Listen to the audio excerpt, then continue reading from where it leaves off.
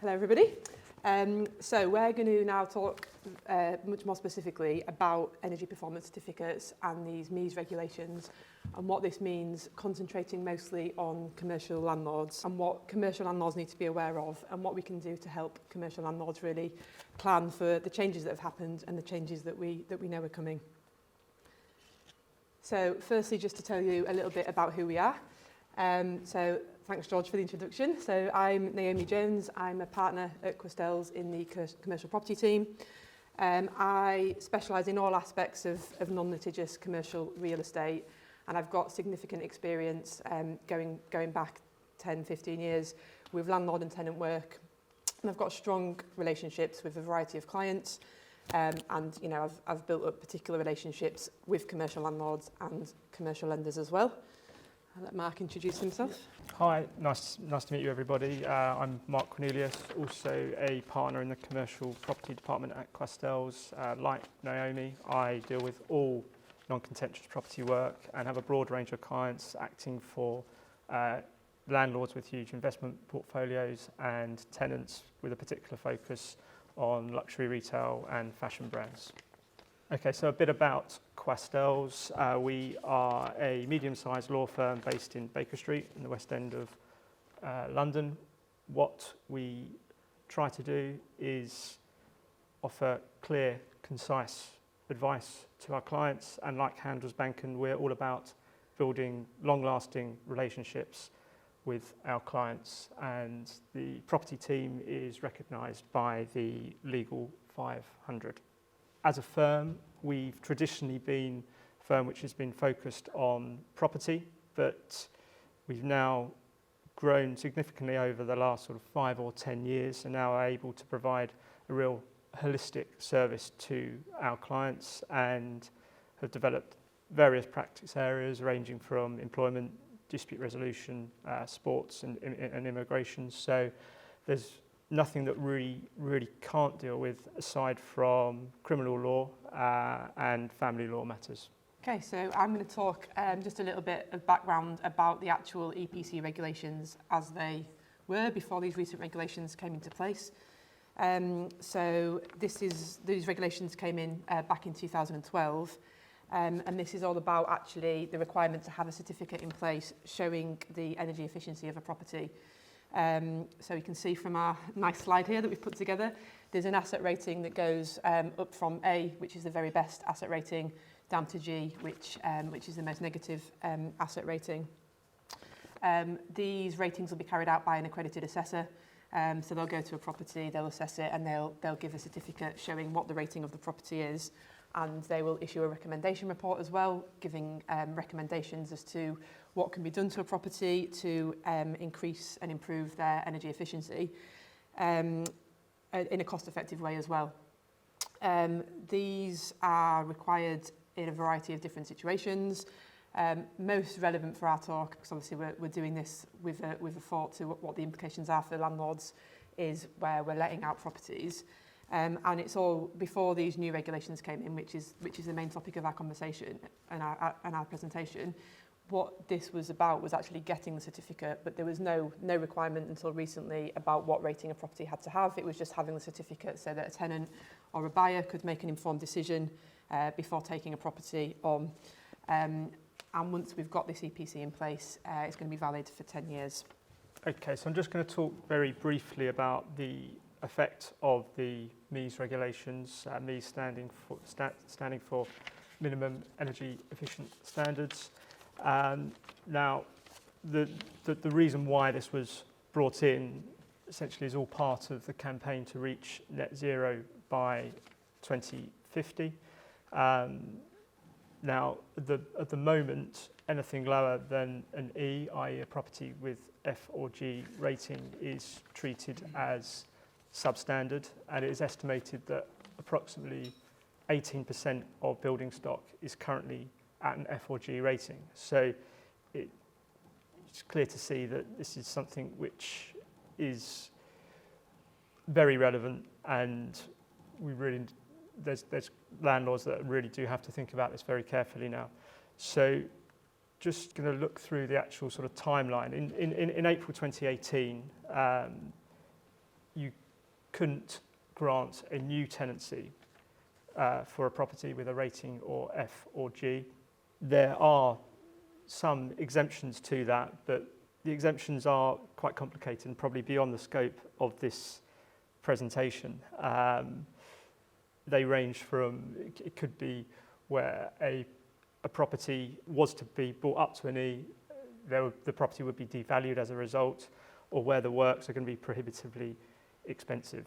Now moving on to April 2023, it's become unlawful to actually continue to let a property with an F or G rating, although there are some nuances to that, which Naomi will talk about later. And then moving on to April 2027 and April 2030, the requirement is going to be for a property to have a rating of C in April 2027 and B in 2030. So you can see a general theme whereby the requirements are only getting more and more stringent. And I've seen a real cultural shift in the last 12 months where clients are now beginning to take this seriously. Previously, we would have the EPC would be commissioned, it wouldn't really be looked at, and client would go ahead with the purchase anyway. But now clients are really looking at the results, working out how much it's going to cost to bring the property up to a higher rating. And we've had clients decide not to proceed with a purchase, even when the property has had a rating of E, because they can see years down the line they're going to have to bring it up to a B within 8 years, and the cost of doing that, given the type of building that they were intending to purchase, was just too expensive. And just on that point, it's estimated that approximately 70% of the building stock in the country is currently not at a rating of B. So there's going to be a lot of work for landlords to do within the next 10 years. So I just want to go into a bit more detail really about what's changed since we had the EPC regulations and then post these MEES regulations that have come into place. I don't know how clear the white is on the screen, but I'll go through it anyway. So starting with the EPC regulations, which have obviously been in place for a while, they were originally so talking about when the EPC regulations were all about when an EPC certificate was actually required. So the actual regulations themselves were silent on whether an EPC would be required for a lease renewal or an extension. So very clear in the regulations that it was needed for a sale or a letting. Quiet in the regulations about renewals or extensions, but there's some very handy guidance that goes alongside the regulations, which did make it very clear that lease renewals and extensions were not treated as sales or lettings. So an EPC wouldn't be required in that situation. And then that flowed through to lease renewals. So yeah, lease renewals where there was no valid EPC in place, there was no need for a landlord in that situation to commission a new EPC. The same tenant was staying in the property. It was a new lease, but because it wasn't actually going to be let on the market, there was no requirement to get a new EPC. So that was the position. Looking then at what's changed since these MEES regulations came into place. So obviously we already know that from 2023, tenant remaining in the property, we needed to carry out these works, but looking at whether an EPC is actually required. So the guidance for non-domestic properties, which is what we're focusing on here, is that if we're reletting to the current tenant, an EPC would actually be required. So it overrules really what was the position previously with the original EPC regulations. If the same tenant was staying in on the same lease, a new EPC would not necessarily be required in that situation under these regulations. But looking at a renewal or an extension, as opposed to, which is kind of a hybrid really between granting a new lease to a new tenant and keeping the same tenant on the same lease, granting a renewal or an extension to the same tenant that's staying in the property changed under these new regulations so that actually the regulations will apply. So a new EPC will be needed, and that would be treated as a new tenancy. And then further, just to muddy the waters a little bit more, if we've got a tenant remaining in the property under the same lease, but the lease term actually comes to an end and they continue to stay in on that same lease, but after the expiry of the term, these new regulations actually go even further and suggest that we're going to treat that as a renewal or a lease extension, even though there hasn't been a formal one. So essentially what we're assuming really is that unless the same tenant is staying in the property on the exact same lease, the term hasn't come to an end, then we have to assume that we need a new EPC and it's got to meet those minimum standards, which is currently an E and obviously going up. Okay, so just comparing the position from what came into place in 2018, what's recently come into place in April 2023, and also looking ahead for what commercial landlords really need to be doing. So I'm not going to go through this in a lot of detail because you can see from the screen, but what we're comparing here is kind of what I've been touching on in the previous slide, where we've got an EPC in place, where there isn't an EPC in place, and where we've got a new tenant, and where we've got the same tenant remaining in the property. From the slide on the screen, what you can see really is the effect from the regulations that have come into place and the changes in 2023 is that the only time the regulations will not take effect is where there's no EPC in place or no valid EPC in place and the same tenant is staying on the property on the same lease. So every place we've got a tick, that's when these new regulations are going to apply. So if you've got the same tenant staying in on the same lease and there's a valid EPC which is substandard, new EPC required. So the only time the regulations will not apply is whether there's the same tenant, no EPC in place and the term doesn't come to an end. Okay, so I'm just going to chat very briefly about the implications of the MEES regulations for landlords and considerations which the landlord might like to consider. If a landlord's going to carry out works which is going to improve the energy efficiency of a building, the likelihood is that a tenant is willing to pay a higher rent because the tenant will have lower energy costs. A landlord also needs to consider how they're actually going to fund improvements, whether they're going to fund those improvements themselves or whether they can recoup the costs of those energy efficiency works via a service charge. And also how a low rating is going to potentially affect a property's value. As I touched on previously, we really are seeing that investors and buyers are taking this into account very seriously now. And if a property has a low rating, it's going to inevitably give the effect of dropping the property's value. I'm going to just quickly touch on the enforcement penalties. It is local trading standards officers who will be dealing with any enforcement of substandard properties. Just to be clear, it's not a criminal offence, but does bring with it financial penalties. There are financial penalties for the actual breach, but also penalties which can be levied for giving misleading or false information, i.e. registering a property on the exemption register when it shouldn't be there. The penalty for that is a maximum of £5,000.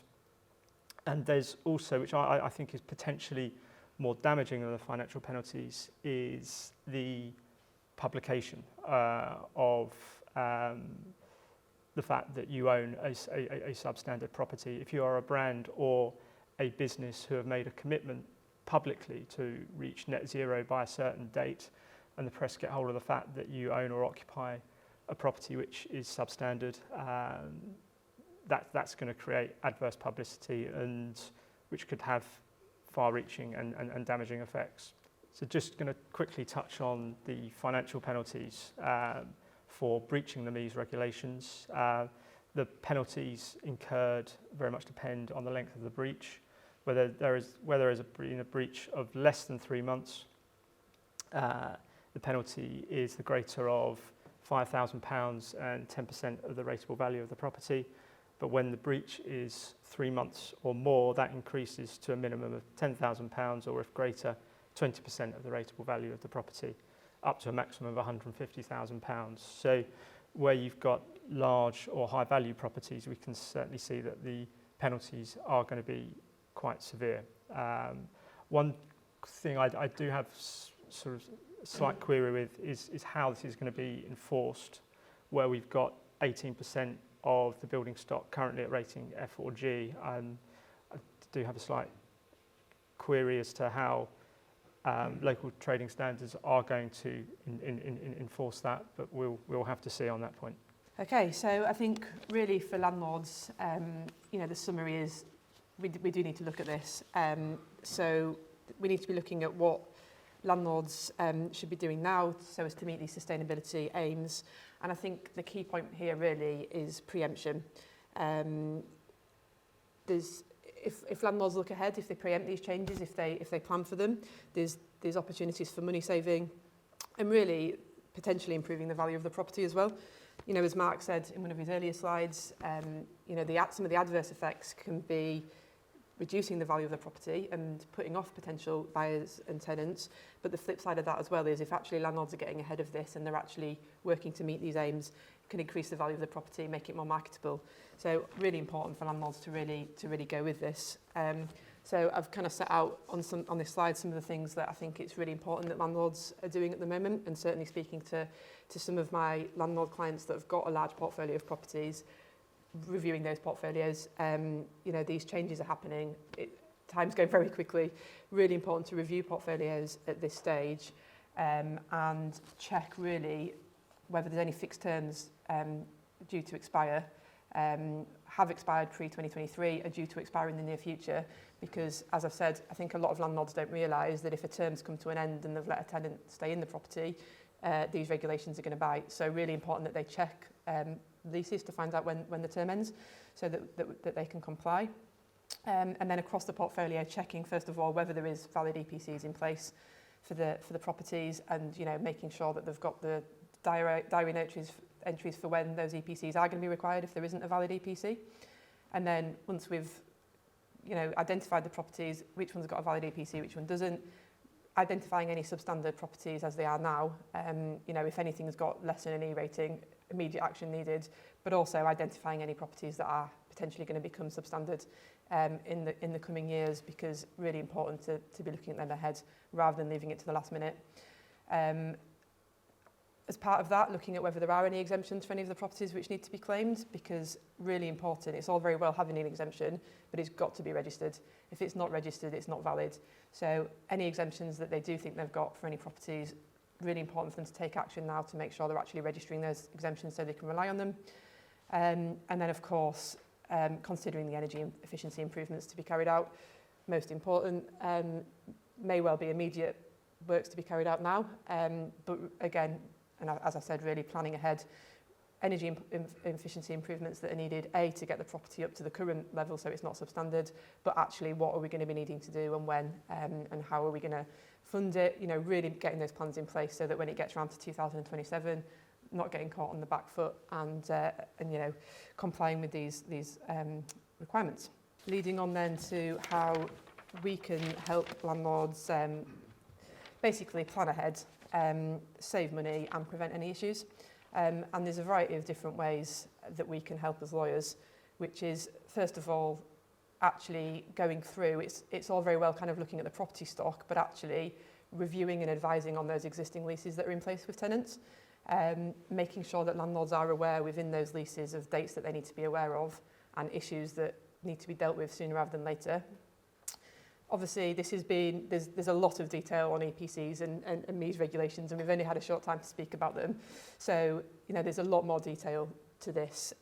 So a lot of landlords are going to need specific advice on individual circumstances about whether an EPC is actually required, and whether these MEES regulations actually apply to them at any given time. And again, as Mark said, we could have done a whole topic on the exemptions. We simply don't have time for that today. But if a landlord is wanting to claim exemptions, they're going to need further advice on what exemptions are available to them and how to actually make sure they're properly registered. And then I think the main thing for us as a commercial property team really, linking into the whole idea of what landlords need to be doing is planning ahead, is actually getting some advice on what they need to be doing in new leases, lease renewals, extensions, points they really want to be considering in those new documents, just to make sure that they can plan ahead so that they're not caught out.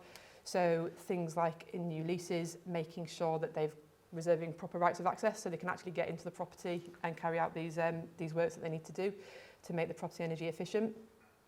Again, thinking about one of the things Mark said about how we're actually going to fund these changes, you know, some landlords might want tenants to actually contribute towards these costs, and if they do so, really important to have that in the lease, because, you know, previous leases wouldn't necessarily have covered energy efficiency improvements as part of service charges, so have a think about that in new leases, and then, you know, making sure that we've actually got kind of linking into the rights of access, obligations on tenants as well in leases, that they're cooperating if a landlord needs to obtain an EPC and needs to do works.